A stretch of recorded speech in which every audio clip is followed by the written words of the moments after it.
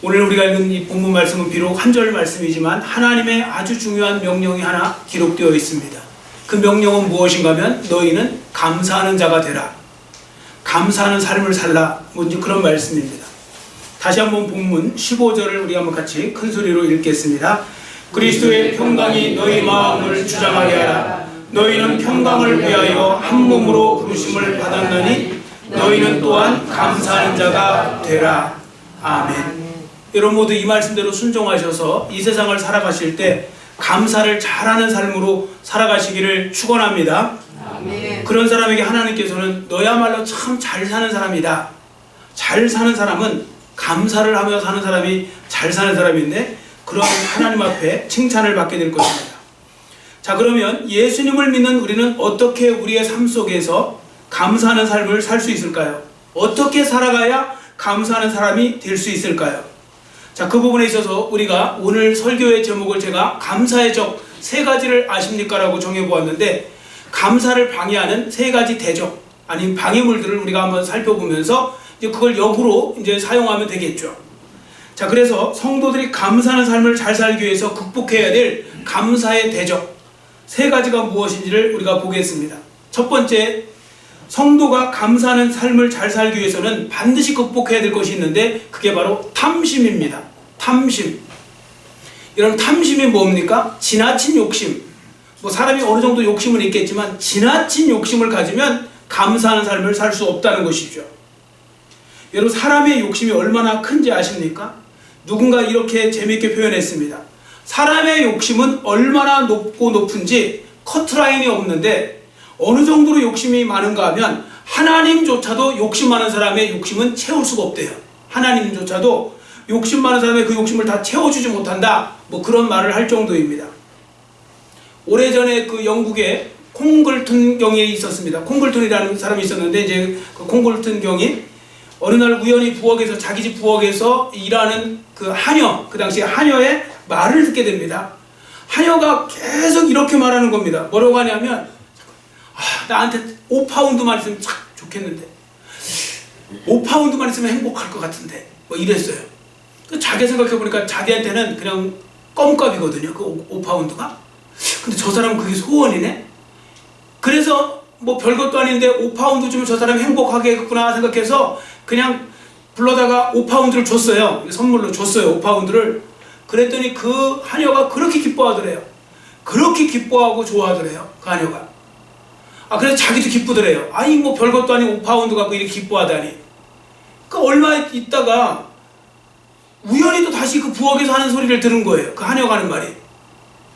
세상에 내가 이렇게 어리석다니. 왜 5파운드만 달라고 그랬을까? 어차피 저렇게 줄 거면 10파운드 달라고 그럴걸. 속상해 죽겠네 그러고 있더래요.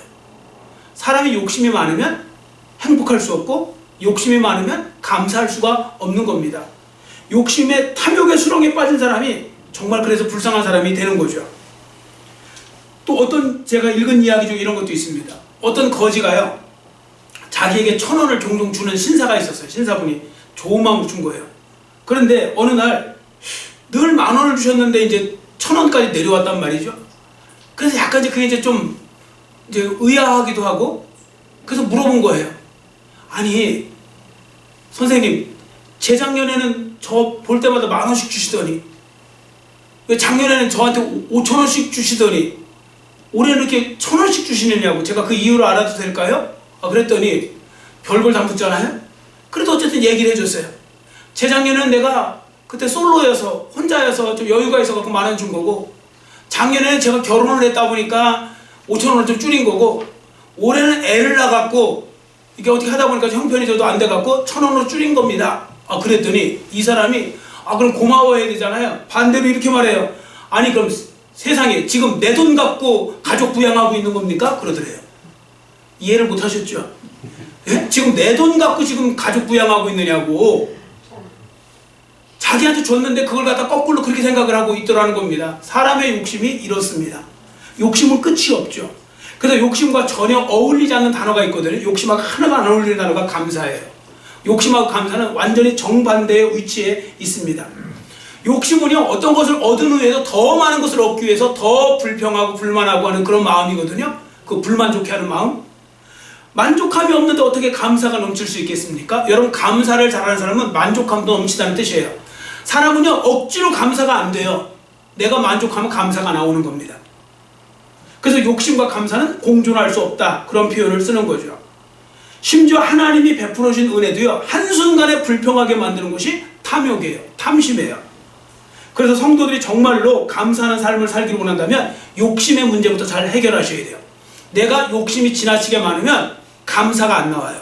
내가 욕심이 지나치게 많으면 행복하지도 않아요. 자, 그러면 성도들은 어떻게 지나친 욕심의 문제를 해결할 수 있을까요? 자, 그 답을 사도 바울에게 있어서 우리가 배울 필요가 있는데요.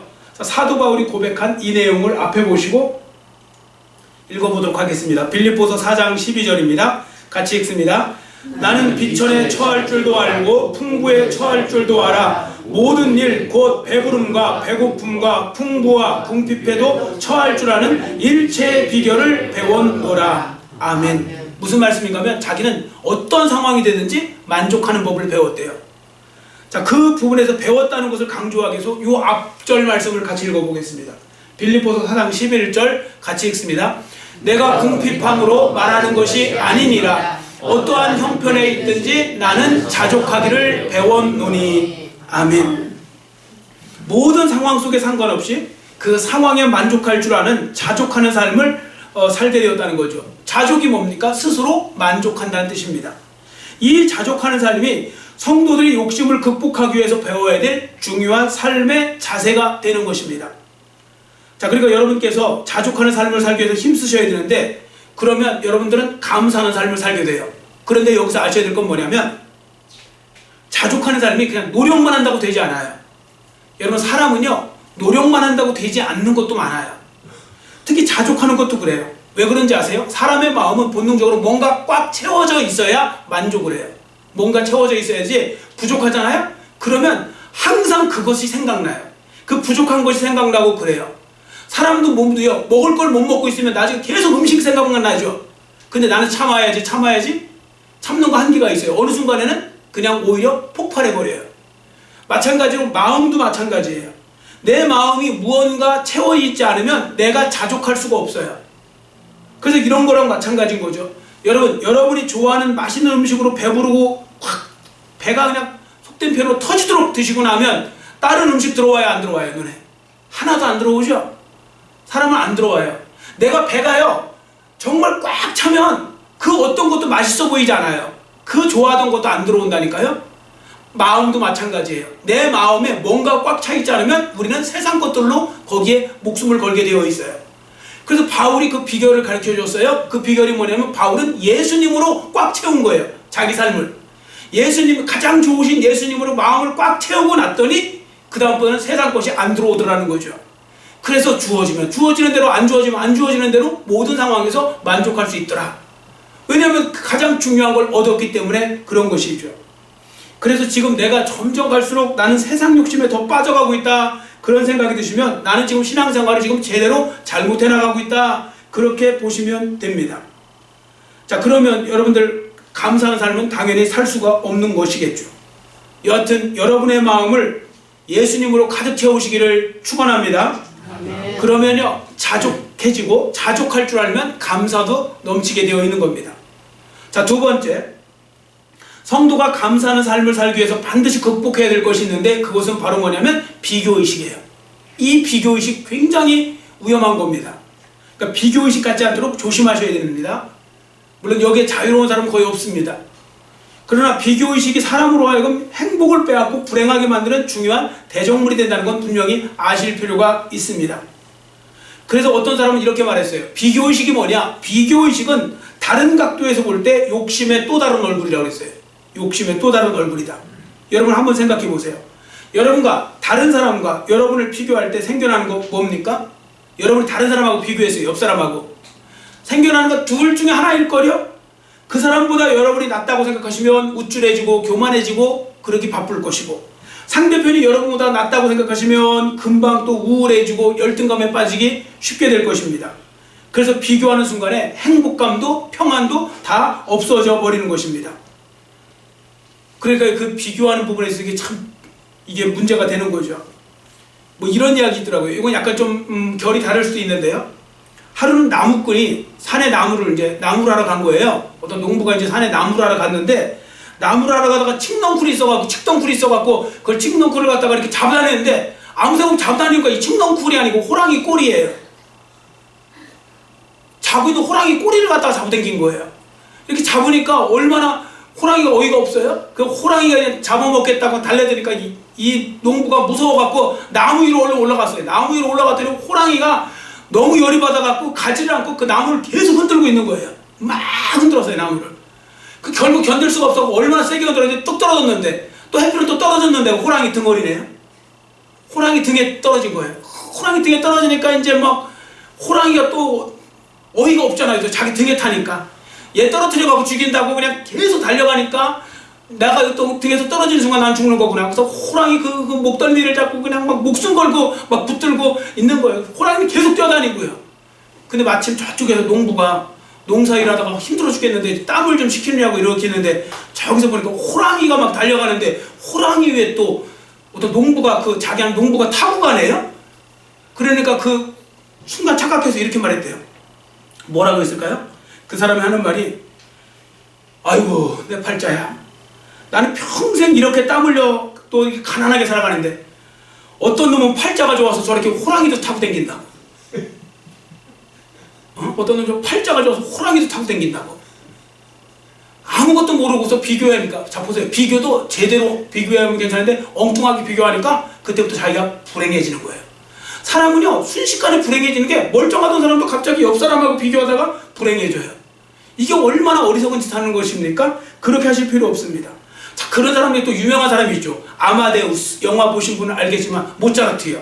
모차르트가 나타나기 전에 살리에리 그 유명한 그 당시에 유명한 그 사람 음악가 아닙니까? 그 유명한 음악가 당대에 정말 최고라고 할 수 있는 그 음악가가 살리에리인데 이 사람이 어느 순간부터요 불행해졌어요. 모차르트라는 신성이 나타났는데 이 모차르트가 이제 자기랑 비교하니까 너무 뛰어나다고 생각한 거예요. 특히 그가 화가 났던 이유가 있어요. 자기는 그 유명한 예를 들어서 작곡을 하려고 하면 그 엄청나게 막 온 밤을 뭐 세워가면서 막 힘을 기울여갖고 막 그 이제 작곡을 하면 사람들이 뭐 별로 기억도 안 하는데 모차르트는 맨날 여자들하고 놀러 다니면서 맨날 여자들과 어울리면 놀면서 짜투리 시간에 잠깐 작곡을 하는데 그게 더 유명한 거예요. 그때부터 견딜 수가 없는 거예요. 견딜 수가. 그래서 그 모차르트와 비교하면서 그는 시기심에 항상 빠져 살아야 되겠고요. 분노와 불평과 불만 속에 빠져 살아야 되겠고 극심한 열등감에 시달렸고 결국 그는 스스로 인생을 파멸시켜버렸어요. 어디서부터 시작됐냐면 쓸데없는 비교. 자기도 충분하게 그만큼 존경받고 살 수 있는데도 그 모차르트에서 벗어나지 못하고 그렇게 살다가 결국은 비참한 인생을 맞이하게 된 것입니다.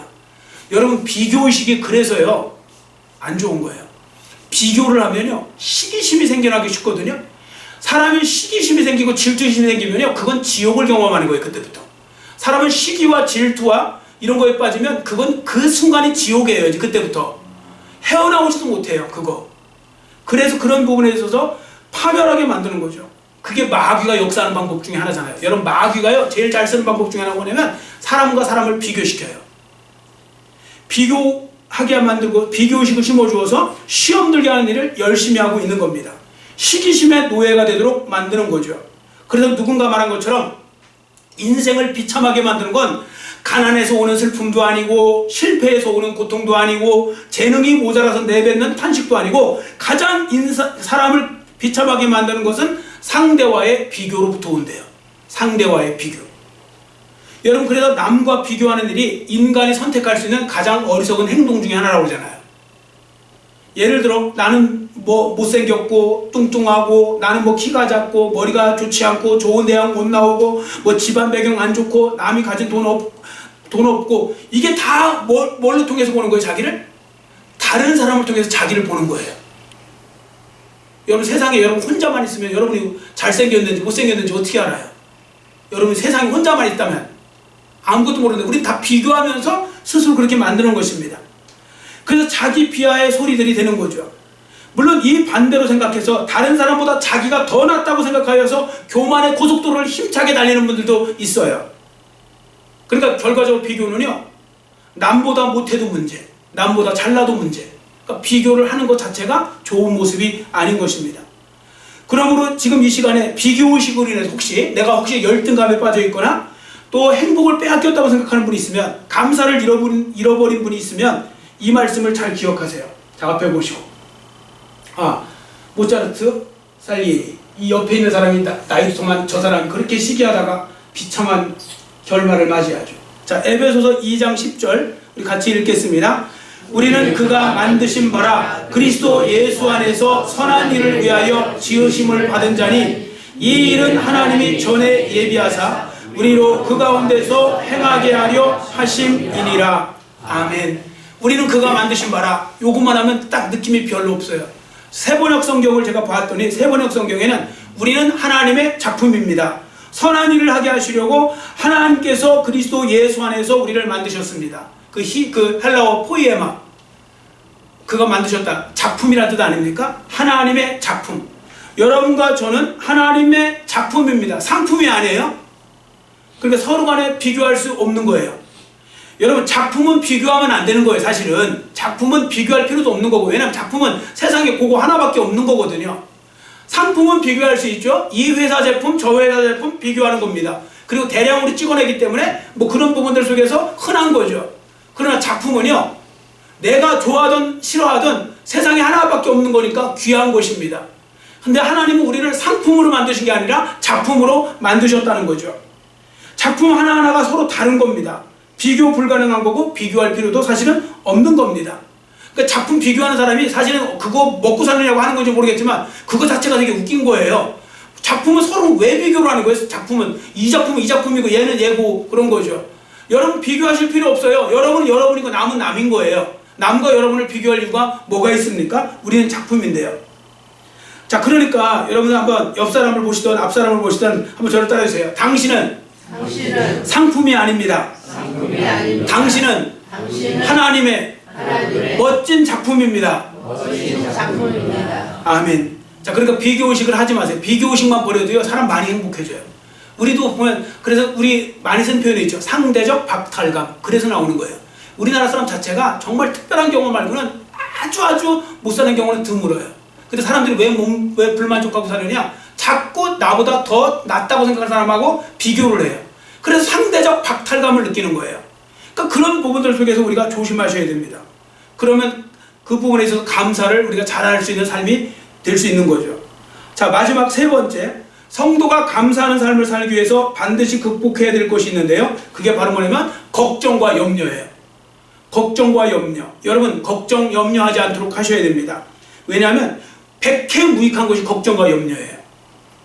그래서 염려가 우리에게 가져다 주는 것은 유익은 하나도 없고 100가지 해로운 것만 있기 때문에, 그래서 백해무익하다고 그렇게 말하는 거죠. 자, 예를 들어 보겠습니다. 걱정과 염려가 많으면 마음만 어두워지는 게 아니고요, 얼굴빛도 어두워져요. 왜냐하면 염려라는 것이 사람의 마음뿐 아니라 육신에도 직접적인 영향을 끼치죠. 자, 잠언서 17장 22절 앞에 보시고 같이 읽습니다. 마음의 즐거움은 양약이라도 심령의 근심은 뼈를 마르게 하느니라. 아멘. 여러분, 지나친 스트레스 이야기 많이 하죠. 걱정, 염려 이런 거 많이 하잖아요. 뼈를 마르게 한대요. 뼈가 마른다고. 뼈가 마른다는 표현을 쓰거든요. 이 뼈가 마른다. 이 골수, 뭐 뼈골자, 물수자, 골수, 뭐 이런 거, 뼈 이런 거 마른다, 이런 표현까지 한다는 거 보면 정말 사람의 걱정과 염려가 얼마나 치명적인 것을 알 수가 있죠. 자, 또 한 구절, 잠언서 15장 13절 같이 읽겠습니다. 마음의 즐거움은 얼굴을 빛나게 하여도 마음의 근심은 심령을 상하게 하느니라. 아멘. 여러분, 사람에게 있어서 종합전광판이 뭐라고 그래요? 얼굴이라고 하죠. 여러분, 얼굴 보면 금방 알죠. 이 사람이 지금 기쁜지 아니면 이 사람이 지금 슬픈지, 이 사람이 어떤 화가 났는지, 물론 숨기려고 숨기지만 그래도요, 이게 드러나는 거예요. 사람이요, 예를 들어서 내가 정말 지금 너무 괴로워요. 근데 상대편한테 인사치레 하려고 나는 그냥 얼굴 밝은 표정 하잖아요. 근데 그게 완전히 그 가장할 수 없는 거 아시죠? 얼굴 빛은 못 감춰요. 빛이 나요. 얼굴에 흑빛이 되거든, 밝은 빛이 되거든, 막 이렇게 바뀌어요. 그래서 그 부분에 있어서 걱정과 염려가 그만큼 사람한테는 안 좋은 겁니다. 지금도 많은 사람들 만병의 근원이 스트레스라는 말이 그래서 나오는 거예요. 그러니까 스트레스는 진짜 모든 거에 다 영향을 줘요. 그 스트레스를 줄이는 것이 바로 그게 염려와 걱정하지 않는 것도 스트레스를 줄이는 좋은 방법이 되는 거죠. 뭐 서울대 그 장경철 교수라고 그분이 쓴 그 재미있는 책 제목이 있어요. 개나리는 근심하지 않는다. 이런 책이 있어요. 개나리는 근심하지 않는다.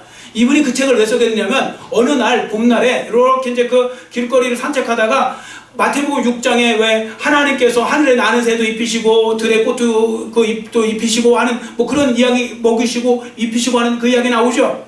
자, 그 부분을 보면서 하는데 갑자기 눈에 개나리가 들어온 거예요. 옆에 봄에 개나리 폈는데 개나리를 보니까 마음에 다 감동이 되면서 그런 생각이 들더래요. 아, 그렇구나. 개나리는 염려하지 않는구나. 개나리는 인간이 염려하는 거지 개나리는 염려하지 않는다. 자기 이제 부인한테, 그 와이프한테 그렇게 이야기했답니다. 개나리는 걱정하지 않는다고. 개나리는 염려하지 않는다. 아, 그랬더니 부인이 너무 멋진 표현이라고. 개나리는 염려하지 않는다. 너무 멋진 표현이라고 하면서 순간적으로 날카로운 질문을 했대요. 근데 당신 개나리가 염려하는지 근심하지 않는지 어떻게 아느냐고. 그래서 그 교수 이제 장경철 교수님이 그랬대요. 이 사람아, 딱 보면 몰라? 개나리가 염려한다면 이렇게 순결하고 밝은 빛을 낼 수 있어? 이렇게 순결하고 이렇게 밝은 노란색을 드러낼 수 있을까? 그랬대요. 개나리는 염려하지 않고 하늘의 하나님을 바라보기에 그토록 밝고 순결한 색을 표현하고 있는 겁니다. 여러분, 염려하지 마시고 걱정하지 마시기를 축원합니다. 성경에 보시면요, 구약 성경부터 신약에 이르기까지 걱정하지 말고 근심하지 말고 염려하지 말 것을 줄기차게 선포하고 있는데 그 이유가 뭐냐면 염려와 걱정은 해로운 거니까요. 근데 사실 우리 크리스찬들에게는 더 중요한 이유가 있어요. 그게 뭔지 아세요? 그게 불신의 표현이에요. 내가 하나님을 못 믿겠다는 표현이라는 거예요. 그래서 이게 위험한 거예요. 염려와 지나친 걱정은 나는 지금 하나님 제대로 못 믿고 있습니다, 이런 뜻이 되기 때문에 이게 없애버려야 될 거라는 거죠. 그렇지 않습니까? 만일 누군가 정말로 주님을 믿는다면 그는 순간은 염려할 수 있겠지만 곧바로 염려와 근심을 뭘로 바꿔요? 기도 제목으로 바꾸게 될 것입니다. 여러분, 제가 자주 쓰는 표현이 있죠. 예수 믿는 사람들에게 문제가 있어요, 없어요? 없어요. 예수 믿는 사람들에게는 문제가 없어요. 그러면 왜 문제가 없어요? 저도 문제가 있는데. 문제가 아니에요. 예수 믿는 사람들은 그게 뭐예요? 기도 제목이에요. 세상 사람들한테는 문제가 예수 믿는 사람들한테는 기도 제목인 거예요. 그래서 기도하시면 되는 거예요. 걱정거리, 염려거리 있을 때 그걸 놓고 근심하고 염려하고 그러고 있으면 몸만 해로워져요. 그 시간에 우리는 기도하는 거죠. 그래서 모든 것을 주님께 맡기고 기도할 것입니다. 왜냐하면 하나님께서는 모든 염려를 하나님께 맡기고 정말 그 기도하라고 하셨기 때문이죠. 자, 앞에 보시고 빌립보서 4장 6절 7절 같이 읽겠습니다. 아무것도 염려하지 말고 다만 모든 일에 기도와 간구로 너희 구할 것을 감사함으로 하나님께 아뢰라. 그리하면 모든 지각에 뛰어난 하나님의 평강이 그리스도 예수 안에서 너희 마음과 생각을 지키시리라. 아멘. 여러분, 성도들이 염려하지 말아야 될 이유는 많아도, 이렇게 염려하지 말아야 될 이유는 많아도 염려할 이유는 사실 없는 것을 우리가 다시 한번 확인하게 됩니다. 특히 누구한테요? 예수 믿는 사람들에게. 왜냐하면 해로운 일들로만 가득한 것이 염려와 걱정의 특징이기 때문에 그런 것입니다. 그리고 또 한 가지 문제가 뭔지 아세요? 지나친 염려와 걱정은 우리로 하여금 감사에서 멀어지게 만들어요. 성도들로부터 감사를 빼앗아 갑니다. 염려가 많은 사람은 그렇게 됩니다. 그렇지 않습니까? 여러분, 염려와 걱정으로 가득할 때 감사라는 단어가 떠오르세요? 사람은요, 염려와 걱정이 가득하면 감사라는 단어 안 떠올라요. 염려와 걱정이 있으면요, 두려움과 불평과 불만과 책임전가, 남탓, 이런 것들만 떠올라요. 그래서 대부분은 감사 대신 원망, 불평이 잘 떠오를 것입니다. 그래서 감사하는 삶을 살려면 어떻게 해요? 염려와 걱정의 문제를 잘 해결해 나가셔야 합니다. 자, 그러면 어떻게 나를 찾아오는 걱정과 염려를 극복할 수 있을까요? 가장 분명하고 확실한 정답은 하나님을 제대로 믿는 겁니다. 특히 하나님의 섭리를 확실히 믿으셔야 합니다. 여러분, 하나님께서 살아계시고 하나님께서 선하시고 하나님께서 모든 것을 합력하여 선을 이루시는 분이심을 믿는다면 여러분, 지금 당장 여러분은요, 염려와 걱정거리에서 벗어날 수 있습니다. 물론 사람이니까 잠깐은 염려하죠. 저도 그렇고요. 여러분도 그렇고. 잠깐 염려, 걱정 들어와요. 그런데 그 순간에 우리는 기도 제목화시키고 하나님을 믿으니까요. 그때부터 염려와 걱정에서 좀 자유로워지는 그런 것을 느낄 수가 있는 것이죠. 왜냐하면 여러분 우리가 믿는다 그죠? 여러분 하나님을 믿는다. 하나님이 뭘 믿는 거예요? 적어도 하나님이 살아계심, 하나님이 선하심, 그리고 하나님께서 나의 모든 형편을 다 아신다는 걸 믿는 거예요. 그리고 그 하나님께서 나를 선한 길로 인도하신다는 걸 믿는 거예요. 그러니까 여러분 나를 지켜주시는 하나님이 내 모든 문제를 알고 계신다. 요거는요. 그걸 믿고 안 믿고는 정말 차이가 많이 나요. 그래서 나는 몰라도 주님은 아신다고 믿어지기 때문에 예수님을 믿는 사람들은 예수님께 맡겨놓고 염려하지 않는 거예요. 자, 이런 거랑 똑같은 거죠. 자, 예를 들어 여러분 버스를 타고 어디 처음 가는 곳을 가신다고 하세요. 뭐 그냥 뭐 명칭상 땅끝 마을이라는 거 있잖아요. 저 해남 쪽에 땅끝. 뭐 저는 가본 적 없어요 아직까지. 땅끝 마을. 자, 땅끝 마을을 간다고 생각해보세요. 여러분이 버스표를 끊었어요. 그리고 그 버스를 타셨어요. 그리고 이제 땅끝 마을 이제 가본 적이 없어요. 처음 가는 거예요. 자, 여러분 거기서 혹시 버스를 타셨다고 가정해 보시고 그때부터 여러분은 뭐 하세요? 염려하기 시작하세요? 걱정하기 시작하세요? 이제 땅끝 마을 갈 때까지 어떻게 갈 것인가? 여기는 제대로 가고 있는 건가? 자, 이렇게 염려하면서 혹시 가시는 분 이 자리에 계세요?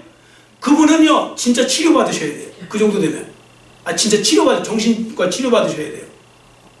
보통은 그렇게 하지 않아요.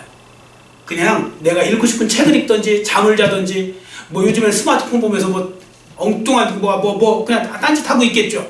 하나도 신경 안 써요. 몇 시간 동안 가는데 신경 하나도 안 씁니다. 왜 안 쓰는지 아세요? 나는 몰라도 이 버스를 운전하는 운전기사는 그 길을 너무나 잘 알고 수백 번 왔다 갔다 했을 거기 때문에 나는 걱정이 없으니까 그 신경 안 쓰는 거예요. 여러분 우리의 인생은 우리는 몰라요. 그러나 여러분의 미래까지도 알고 계시는 분은 하나님이시죠. 그 하나님 앞에 우리가 맡기고 살아가고 있다는 거 그건 정말 중요한 겁니다. 그러면요 진짜 믿음 좋으면요 염려가 사라져요. 그래서 그 고아의 아버지 조지 뮬러가 했던 그 유명한 말 있잖아요. 자, 그거 한번 저를 따라주세요. 염려의 시작은 신앙의 끝이요. 신앙의 시작은 염려의 끝이다. 아멘. 여러분 잘 보세요. 여러분 믿음이 좋아질 때는 점점 염려와 걱정이 사라지는 걸 느껴지실 거예요. 여러분의 믿음이 침체되면 점점 더 염려와 걱정거리가 올라오는 걸 느끼실 거예요. 그건 당연한 거예요. 상극으로 서로 반대 방향이 있기 때문에 그런 것입니다. 그래서 종교개혁자 존 칼빈이 이런 말을 했습니다. 하나님의 섭리의 손길을 알지도 믿지도 못하는 것이 인생 최고의 불행입니다. 반대로 하나님의 섭리의 손길을 알고 믿는 것이 인생의 최고의 위로와 행복이 됩니다. 이 진리를 아셔야 됩니다. 여러분 하나님의 섭리를 믿으십니까? 하나님의 사랑을 믿으십니까? 하나님의 섭리와 주권을 믿으십니까? 그럼 뭐 하지 마셔야 돼요? 염려하지 말고 걱정하지 마셔야 됩니다. 그리고 그렇게 할 때 여러분들은 감사를 회복하고 감사하는 자의 삶을 살 수 있게 되는 거죠. 여러분 하나님이 여러분과 저에게 원하시는 삶은요 이 짧은 인생을 살면서 감사를 많이 하면서 살라, 감사하는 자가 되라, 그렇게 말씀하시죠. 자, 그러기 위해서 우리가 오늘 세 가지 버려야 될 대적물에 대해서, 방해물에 대해서 우리가 보았습니다. 첫 번째는 탐욕, 탐심입니다. 두 번째는 비교의식입니다. 세 번째는 걱정과 염려인 것입니다. 요거만 잘 극복해도요 여러분은 지금보다 훨씬 더 그 행복하고 만족한 삶을 살 수 있고, 요거만 극복하셔도 여러분들은 훨씬 더 감사하는 삶을 살 수 있게 되는 것이죠. 여러분 모두 하나님이 원하시는 대로 모두 진정한 감사, 프로 감사로가 되시기를 간절히 빌고 원합니다. 기도하겠습니다.